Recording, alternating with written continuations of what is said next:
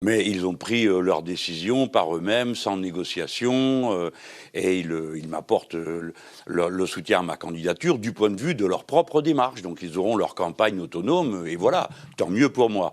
Maintenant, je voudrais tout de même dire quelque chose après ce que je viens d'entendre. Je ne crois pas du tout, comme l'a dit Franz-Olivier Gisbert, qu'il faille s'attendre à une déferlance du côté de ce que représente M. Fillon, dont je veux saluer ce soir le succès parmi les siens. Je crois tout le contraire.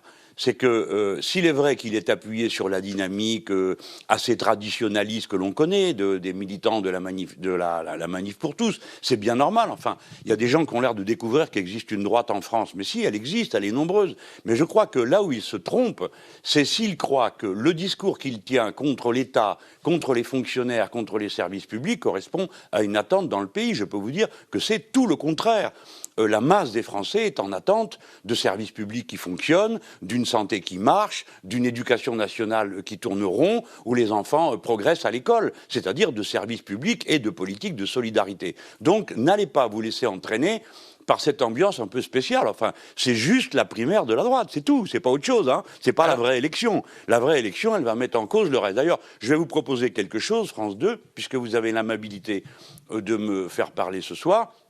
Puisque je connais mon adversaire maintenant, des Républicains, c'est que je puisse débattre avec lui, puisque moi je suis prêt, je suis candidat, et les sondages me placent en tête. Ça se fera, Jean-Luc Mélenchon, vous l'imaginez bien. Par conséquent, vous l'imaginez? oui, j'ai bien compris, hein, surtout pas ce soir.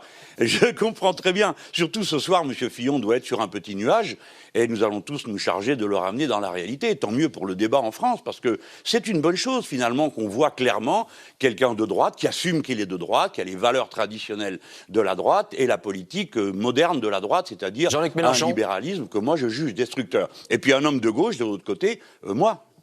Quand on refuse finalement, comme vous le faites, de vous présenter au sein de cette primaire à gauche, est-ce qu'on ne prend pas le risque finalement de torpiller cette gauche qui est aujourd'hui fracturée, divisée, façon puzzle, comme dirait Audiard? Non, il ne faut pas voir les choses comme ça. Il y a d'abord un devoir de loyauté, puisque l'occasion m'en est donnée. Je veux vous dire combien j'ai trouvé choquant que des électeurs de gauche aillent se mêler de l'élection du leader de la droite. Parce que la droite a le droit d'avoir sa démocratie, de choisir son leader, sans qu'on vienne tricher et fausser l'élection. Donc, Jean-Luc Mélenchon, c'est pas ma question. Est-ce que... Alors allez-y, pardon. Vous avez compris, mais je veux vous dire que... Non, mais le principe... J'ai compris la question. Le principe de loyauté joue. Je n'irai pas à la primaire du Parti socialiste parce que je ne suis pas prêt à me soumettre à une décision qui serait contraire. Et quand je dis ne pas me soumettre, ça veut dire non seulement que si par hasard c'était M. Valls ou M. Hollande ou quelqu'un avec qui je suis en désaccord, c'est-à-dire pratiquement tous, qui gagnaient, je ne suis pas d'accord pour faire ensuite comme si tout ce que j'avais dit pendant 5 ans, toutes mes propositions, tout mon programme disparaît. Et surtout, pour faire preuve de cette déloyauté que serait de participer à une primaire et ensuite de ne pas participer à la campagne parce que le candidat ne me plairait pas. Je crois que la vie politique a besoin de loyauté. Si vous voulez retenir une leçon de ce qu'a fait M. Fillon pendant cette campagne, et moi je la retiens, je crois qu'elle joue aussi pour nous, c'est place aux hommes de conviction et aux femmes de conviction, place à ceux qui ont des idées, qui les défendent contre vents et marées, parce que ça les Français le comprennent. Alors l'arrangement du Parti socialiste et de ses alliés ne me concerne pas, et naturellement ils vont tenir leur primaire, tant mieux pour eux. Moi je suis candidat, je suis en campagne, et M. Fillon, écoutez bien ça, n'est pas tout seul, parce que sinon qu'est-ce qui se passerait? Il serait tout seul ce soir, avec une meute de gens de gauche qui passent leur temps à se disputer entre eux. Eh bien moi je suis là, voilà. Et on peut s'appuyer sur moi. Daniel Cohn-Bendit aimerait vous poser une question, il va vous la poser tout de suite. Jean-Luc, si tu te présentes à la primaire, tu peux la gagner. Monsieur Cohn-Bendit, est-ce que vous pouvez m'appeler par mon nom et pas par mon prénom, s'il vous plaît? Nous ne sommes pas amis, vous le savez, ne jouons pas la comédie. Va te faire voir. Appelez-moi par mon nom, s'il vous plaît. J'ai pas de questions, je fais pas du touche-touche comme ça. On s'est toujours tutoyé. S'il n'a pas envie, qu'il aille tutoyer Castro et qu'il me foute la paix. Voilà. Moi, je ne vous avais rien demandé, Monsieur Cohn-Bendit. Gardez votre calme, ça vaudra mieux pour tout le monde. Ça fait calme. Une autre question peut-être pour moi, Monsieur Jean-Luc Mélenchon. Vous vous prenez pour quelqu'un que vous n'êtes pas, Monsieur Mélenchon. Jean-Luc Mélenchon, une dernière question. Qu'est-ce que vous dites ce soir à François Hollande?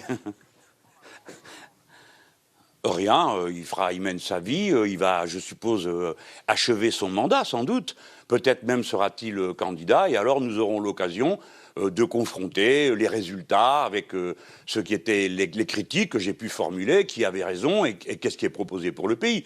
Parce que c'est ça qui compte. Vous savez, moi, dans 4 jours paraît le programme L'Avenir en commun que je défends, et je suis prêt à en débattre avec tout le monde, y compris avec lui. Hein, car la démocratie a besoin qu'on se respecte, qu'on s'écoute et que les points de vue se confrontent. Parce que sinon, alors chacun parle dans son couloir et les Français ne peuvent pas se faire une idée de ce qui est réellement en jeu. Merci Jean-Luc Mélenchon, y compris avec François Hollande, mais apparemment pas avec Daniel Cohn-Bendit. Le débat n'était pas possible ce soir.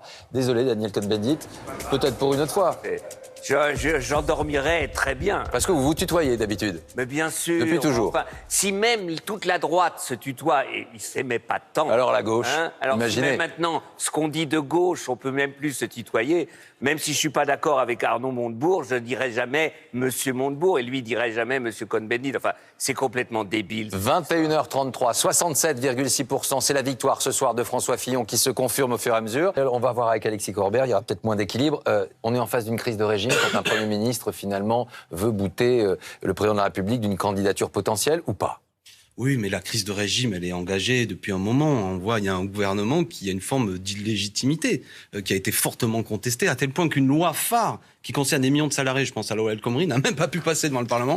Il a fallu l'imposer parce qu'il rend l'expression de cette 5e République la plus abrupte, l'article 49 ter. Bon, moi je crois que ce soir, d'abord, je profite des quelques minutes. Jean-Luc Mélenchon s'est déjà exprimé ce soir pour dire la campagne présidentielle a commencé. Moi, je veux rassurer les Français, nos concitoyens. 90% des gens ne sont pas allés voter à cette primaire. Alors vous médiatisez tout ça, c'est votre métier. Mais attention, ce n'est pas l'élection présidentielle. François Fillon n'est pas le prochain président de la République. Et ça vous permet de vous exprimer ce soir. Non, mais je vous en remercie. Ce que je veux dire, c'est que cette médiatisation de la primaire, elle peut créer une illusion d'optique. C'est-à-dire qu'en fait, c'est l'élection et il y aurait une victoire annoncée. Moi, je dis pas du tout, pas du tout. Il y a une campagne qui va commencer. 4 millions d'électeurs. C'est significatif. Je salue d'ailleurs l'élection de M. Fillon, mais ça veut dire plus de 90% de nos concitoyens ne sont pas allés voter. Et on le voit, Jean-Luc Mélenchon, dans les enquêtes d'opinion. Et eux, qu'est-ce qu'ils veulent? 13 à 14%. Voilà. Et moi, je crois que l'attente des milieux populaires, notre pays, c'est pas cette casse sociale que propose Fillon. Je ne crois pas. Je pense que c'est même en décalage. Les gens, ils veulent plus de justice sociale, plus d'égalité. Il y a des sujets qui n'ont même pas été abordés pendant ces primaires. La crise écologique, alors que ce système productiviste est en train de mettre l'écosystème en danger, n'a même pas été abordé lors des primaires. Autre sujet, il y a 60 à 80 milliards d'euros aujourd'hui qui part en fraude et évasion fiscale chaque année. Sujet majeur, pas du tout abordé par les candidats de droite. Et rien de significatif qui n'a été fait par le gouvernement. Vous voyez, il y a des sujets qu'avec Jean-Luc Mélenchon on va porter et ça va être ça la surprise. Je relaye, vous avez entendu ce qu'a dit Jean-Luc Mélenchon? Faites un débat entre Jean-Luc Mélenchon et François Fillon. Là, il y aura un beau sujet. Il y en aura d'autres. Oui, mais c'est le premier. Oh, non, mais j'entends bien. Mais enfin, c'est celui qui aujourd'hui, en fonction. Mais je vous dis pas de le faire qu'avec lui. Mais c'est celui qui porte. Oui, mais j'ai bien compris. D'ailleurs, souvent sur France Télévisions, ils ont droit à la parole. Je crois que Jean-Luc Mélenchon n'a pas à se plaindre de France Télévisions. Entendez ce que je dis. Il n'est aujourd'hui le candidat le plus fort, la candidature la plus solide pour porter la contradiction idéologique et politique. Ça ferait un beau débat. On a un candidat de droite, c'est pas un scoop, il est de droite. Mettez face à lui un républicain social qui exprime l'attente des milieux populaires. Et ça, j'invite chacun à dire, c'est ça qui est génial, pardon, de ce qui s'est passé. Rien n'est écrit en avance. Tout peut arriver. Et précisément. Tout peut arriver. Ben oui. 22 J'invite chaque électeur à voter en fonction de ses idées et pas en fonction de stratégies que lui donnent les sondages. C'est important parce que des gens qui sont un peu stratèges. Merci.